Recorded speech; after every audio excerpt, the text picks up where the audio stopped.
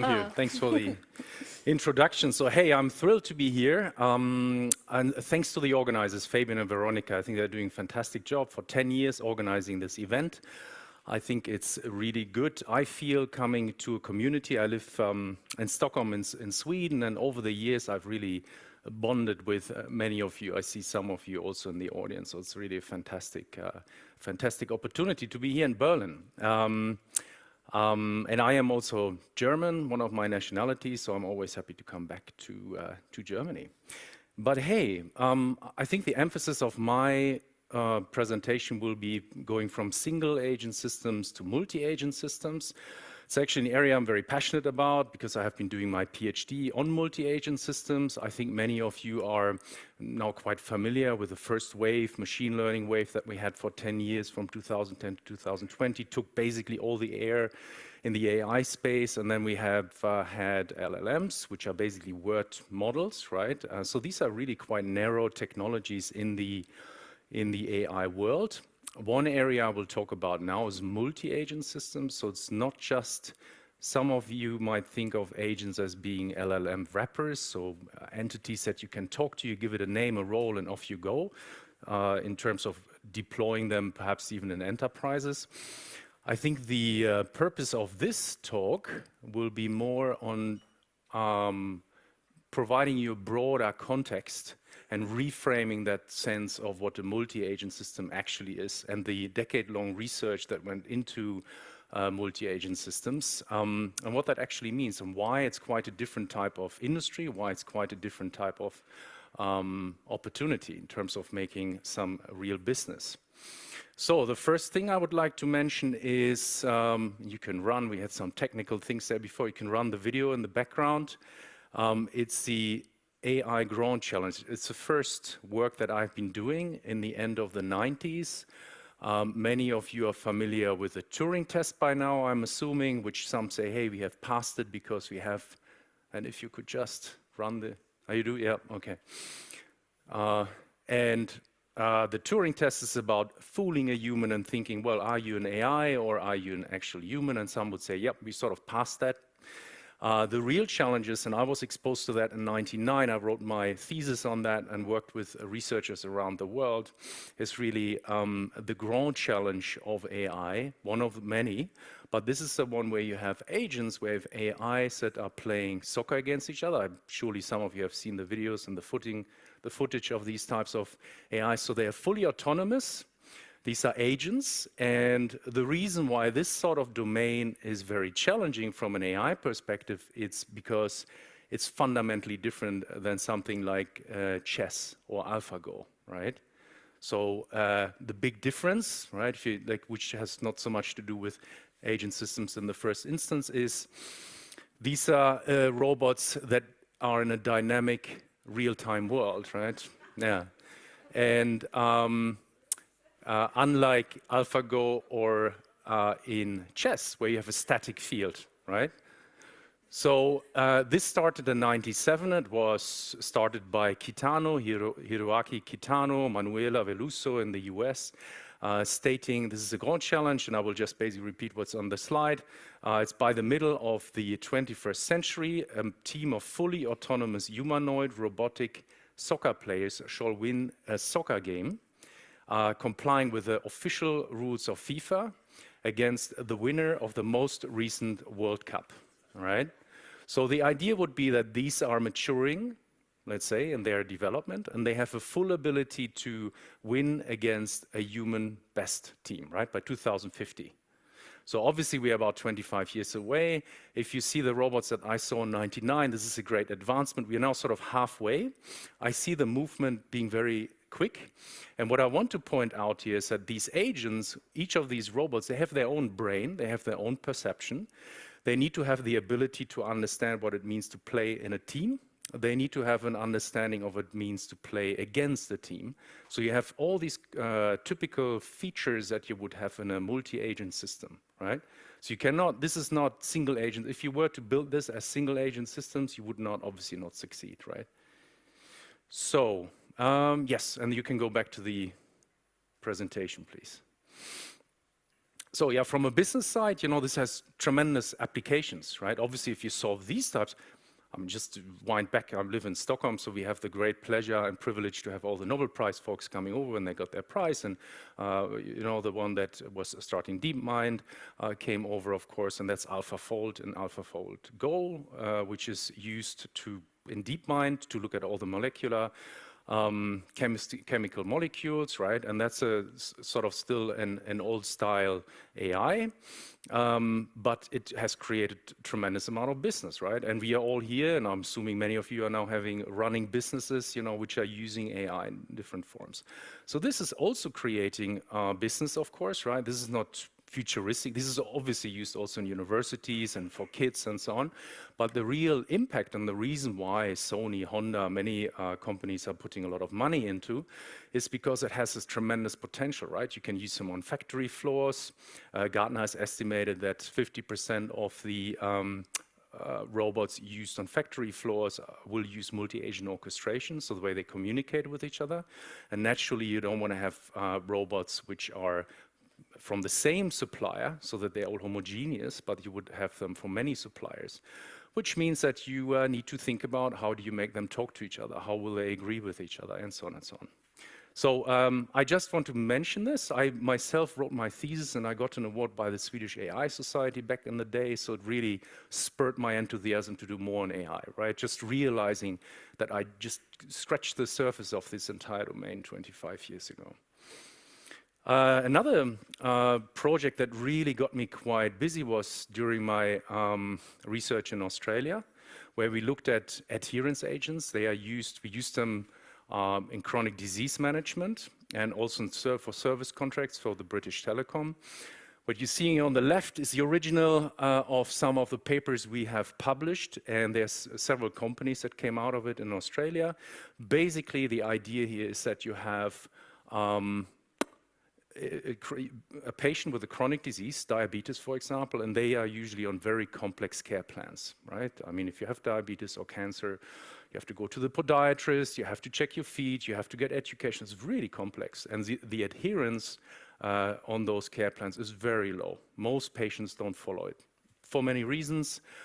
Sometimes they're 80 years old, the complexity of these plans grow, and they are not. And what we know is if they were adhered to, all these patients would be in a fantastic position, right? They would be very healthy because they are following up on all the different tests and things they should do. But they don't. And so what we did, we built an agent system to help all these caretakers, and the caretakers in this picture, the podiatrists, the general practitioner, optometrists, and so on, to follow their plans. They're part of the plan. So we advise them on when they might have forgotten something. We noticed that the plan goes off track, and we would provide information so that the plan would go on track again, right? So that's one of those things. We used BDI agents, they're belief, desire, intention agents, which is one of the most dominant agent forms that have been investigated over the last 30 years in the agent and multi-agent system community. They were used also by my supervisor for NASA to plan the space shuttle rockets in the end 80s already. So it's a very fascinating approach to build agent systems. So obviously several domains. We use them also with the British Telecom for customer lifecycle management. Similar situations there. You have a telecommunication provider, or you have any customer, and there are many factors that influence when and how the customer will buy more, if they stay on track, and you want to know when those moments occur, right? When the plan goes off track, so to say. And of course, in healthcare, chronic disease management, we had a couple of care pilots over in Australia. Jumping again, I went to Brazil and worked at the University of Rio Grande do Sul in the south of Brazil. Great university, stayed there for a couple of months and worked with Ana Bazan, professor who did a PhD in Germany and started some companies down there, and she is the world expert in using agents for urban mobility and basically traffic light coordination. So it turns out that if you would like to have a system working and you want to optimize the traffic lights, let's say in Berlin, and you would assign every traffic light an agent, and it should act optimally according to having traffic flow being optimal and minimizing exhaust and pollution, right? So it's an extremely complex problem. So if you have more than 20 traffic lights, which surely any average small city has, the combinations are astronomical. So it's a very complex problem, and you cannot find a solution by brute force calculation, right? So one of the applications that we looked at is reinforcement learning. So I don't go into details, ask me later if you would like to know more details, but basically every traffic light would be represented as a tiny agent learner, observing its space around it, and it gets feedback and it gets reinforcement as to whether it turned the light at the right time with the, at the right timing, and it would get a reward if the traffic flows faster, or a negative reward if it doesn't flow so fast. So the trick is here that every traffic light as an agent learns, and they can also communicate with each other. So they would say, hey, there's a platoon of cars coming your way, just so you're aware, so you know what's going to happen, right? So this is, in fact, lastly, the Wall Street Journal published some results. It wasn't by Anna Bazin, but by Google, showing that it has some real impact. I think it was used in the city of New York, and there was a 30% reduction of traffic in the area that they tested, and 10% reduction in pollution. So quite some very interesting things.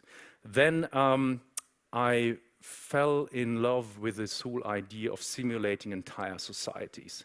So I went to Sweden when I lived in Australia. I came to Sweden, I got an award by the Australian Academy of Science, and worked together with SIX and the Karolinska Institute, which is a large university, medical university in the Nordics in Stockholm. And we looked at so-called micro simulations, which is not an agent system per se, but what we have done is we have represented every single Swedish person as an agent, and looked, gave them certain properties as to where they lived, how often they would travel, and all these types of things, right? And then it was already in 2000, 2001, we simulated things like pandemics, so well before Corona, of course, like 20 years before Corona, and how this would influence behaviors, and how much time you would have to build, to create vaccines, and how quickly you can sort of give them to the population, right? So an additional thing that I looked at particularly was not just having micro simulations, which are somewhat passive, but I added a layer of intentional BDI agents, so agents that had an intentional stance, meaning they have an ability to make decisions. In this case, I looked at clinics, I looked at entities, authorities, which made decisions based on the micro simulations output.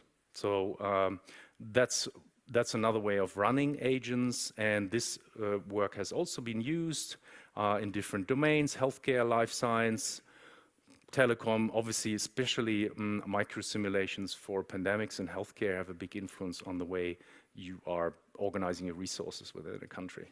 It's also used for EV chargers. So now with the electric cars coming out, we have we want to know when and how people are charging their cars. So this is also another application domain of micro simulations. Agents really add some extra value to this entire picture. So yeah, so these are some of the things I have been working on. I wonder if I've forgotten anything important. I mean, there's obviously so many more applications of multi-agent systems over the last 40 years. Automatic trading is one of those, for example, or algorithmic trading. So there you look at multi-agent systems which are competitive. So you use an agent or several agents, have to make an assessment of the other groups, and you have to do that really quick. So how quickly can you assess, for example, that other parties in the world are selling their stocks or their trades, right? So this is actually Tuomas Sandholm, who has been building up I don't know how much his business is worth now, $500 million or $1 billion or something over the last couple of years, which is a pretty interesting domain. So I turned this presentation around a little bit. I wanted to start with the applications so you get a real sense of how you use multi-agent systems. And now I'm going back and summarize a little bit, what is a multi-agent system now exactly, or not exactly, but so you get a gist. And it's basically a collection of cooperating and competing agents that have either joint goals or individual goals, and they have an assessment about their world. They have their own private assessment about the world, just as any of us in this room have. And that is something that's private to you. So all the other agents, no other system has access to that type of information.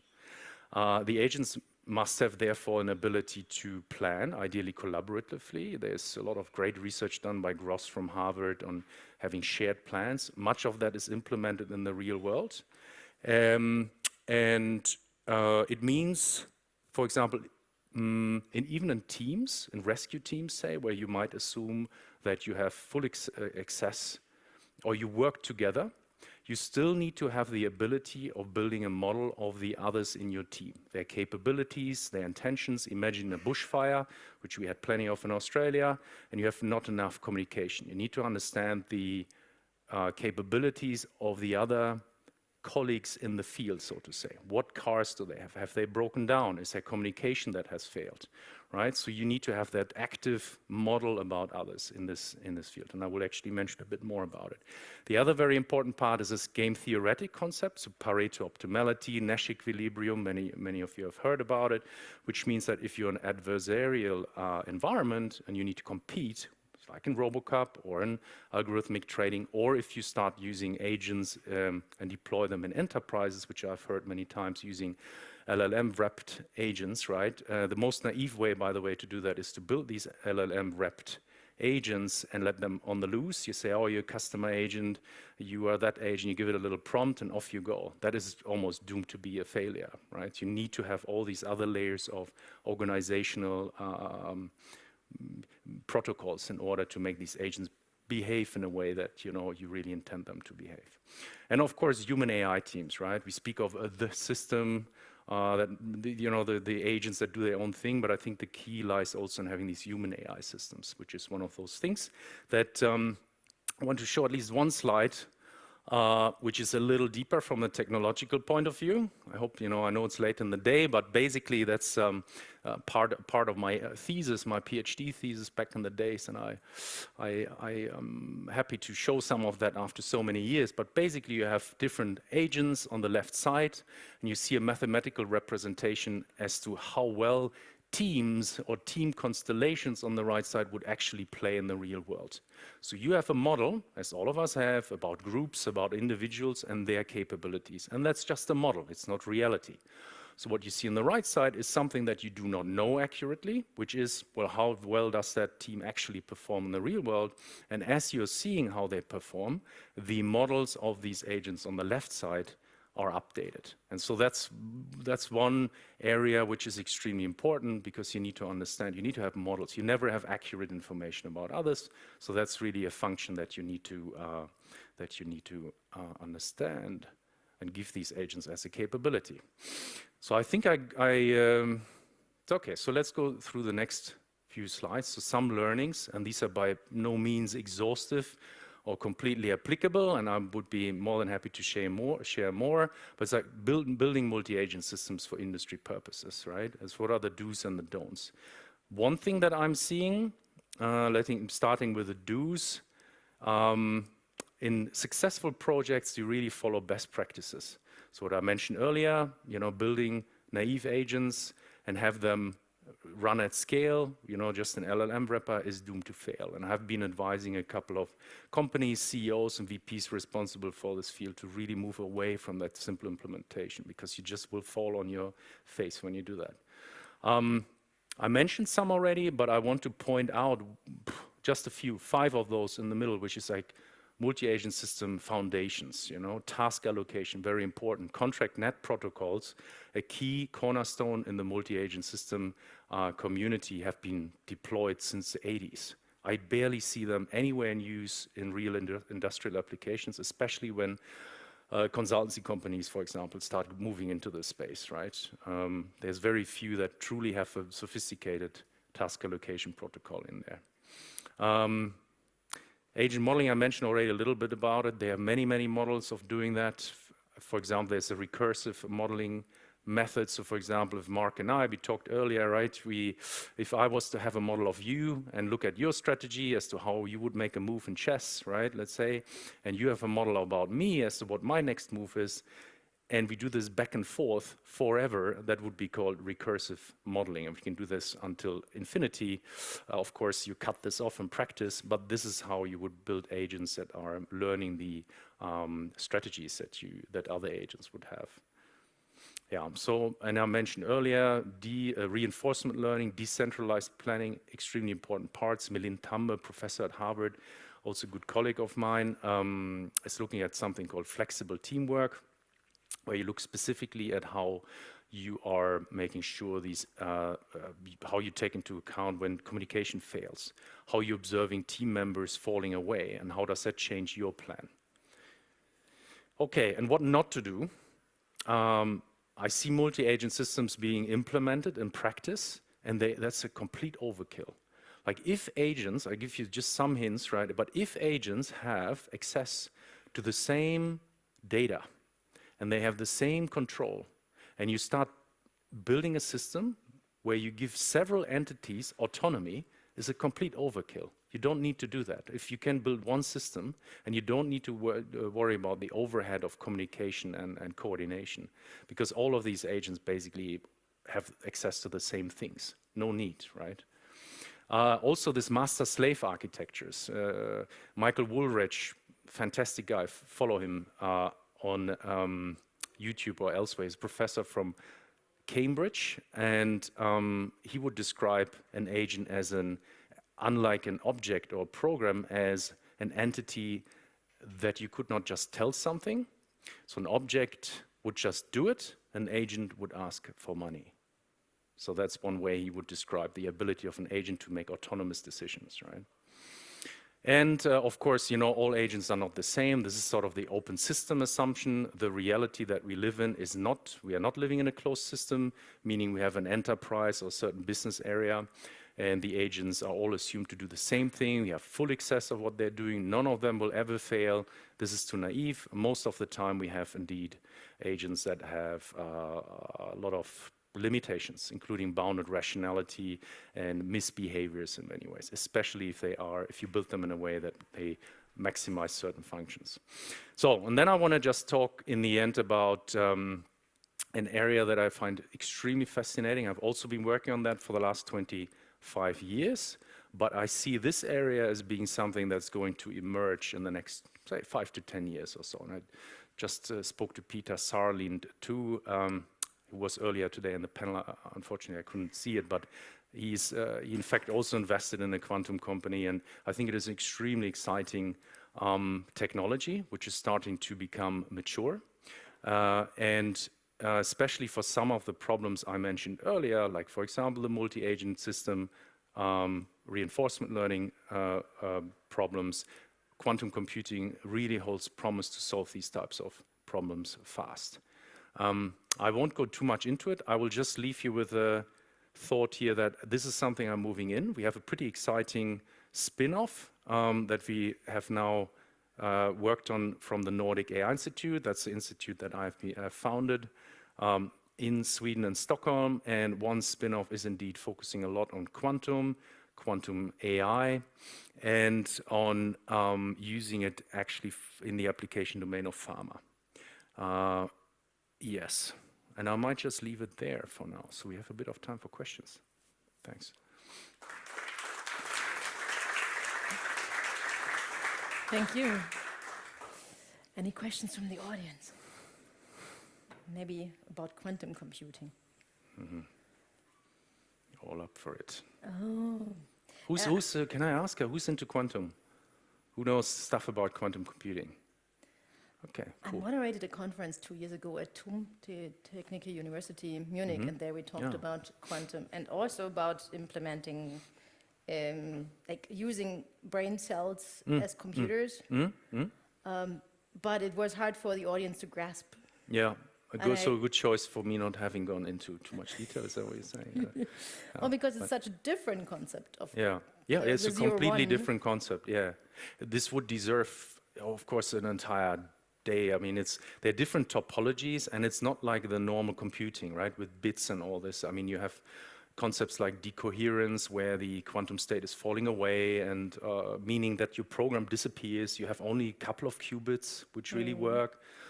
But turns out there's a lot of work here which is becoming very practical, and it does work in very limited domains. And I'm quite bullish on quantum, partially because I have been building some of those paper quantum circuits on a paper myself, but see now how it's moving forward. It's really exciting. And you have access to a quantum computer?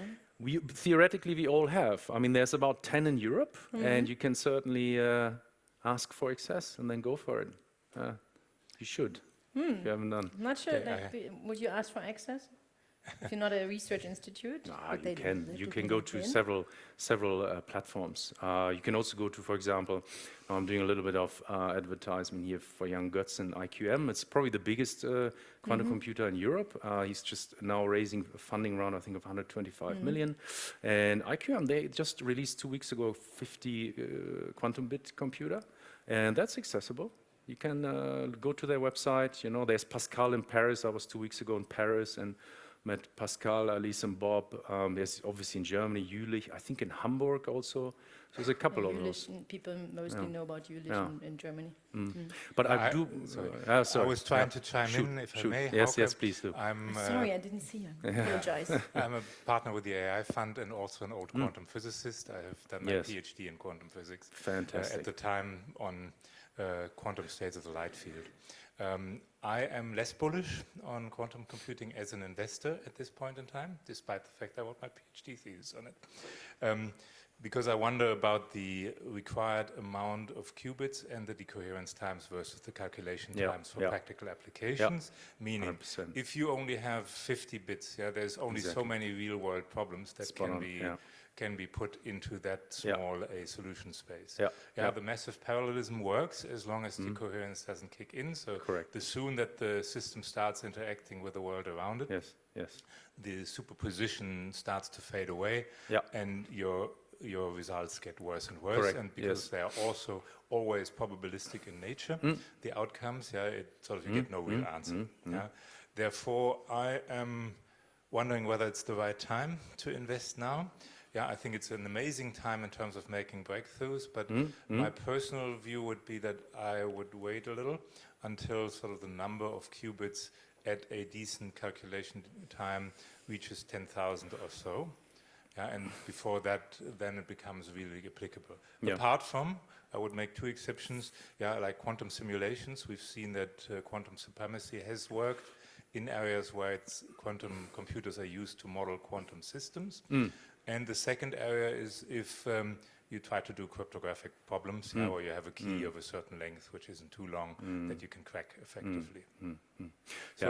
Sorry, to put some water in the wine. No, I think you're spot on. About the number of qubits you need to get it's funny enough, I have these discussions more often with quantum physicists who have done their PhD and they say are not so bullish. But I don't know if you have followed, you must have followed like Google's and Microsoft's Majorana. I know it's like, boosted out to this year, by the way, is the year of the quantum year. 100 years ago, Schrödinger went up to Helgoland and wrote down his equations, right? At 23 years old, that was an important year. That's 100 years ago. God. It was 100 years ago, when this whole, spooky interactions that Einstein and others called was I'm just always thinking of Max Planck in 43 when he gave a really big speech about quantum physics that a lot of things that he developed or explored, he cannot answer these questions with physics and leaves a lot of questions to the philosophers now. But things have changed. 43. 43, I wasn't. What would he think now? What would Max Planck say now about our established research in quantum physics? I think he would be surprised how far we have come, because about 20, 30 years, everything we have now would have been considered science fiction, right? But we have come far. The fact that we have qubits at work is good. And I would say, I put push against what you mentioned in the sense that this is possibly pointing to a little problem now in Europe, which we all say, we are a little slow in our investment and so on, right? I would say this might be a wrong attitude. I know how you invest in AI and it's good, but this is a time now to actually take a higher risk, because I'm optimistic that this stuff will come out. Maybe it takes 5 years, 10 years, 20 years, right? But now's the time. Yes, the uncertainty is higher. It's not like we know LLMs work and all this works already. We are not at the forefront of the existing AI technology because we were too risk averse 20 years ago. And so now, in my opinion, this is an excellent time. And these many researchers, IQM, Pascal in Europe, we have fantastic researchers. We have also the will to invest. Peter Salin is just here on this conference, he invests. This is an important time to not miss the train. And we have already 10 times less investment in quantum here in Europe as we have in the US. So let's not miss that train. That's my, even if, yes, there's lots of questions, I agree, no running quantum computer, but let's not miss the train. Well, that's my message. That's a good message to end your your presentation. Thank you so much, Professor Dr. Christian Guttmann. Yeah.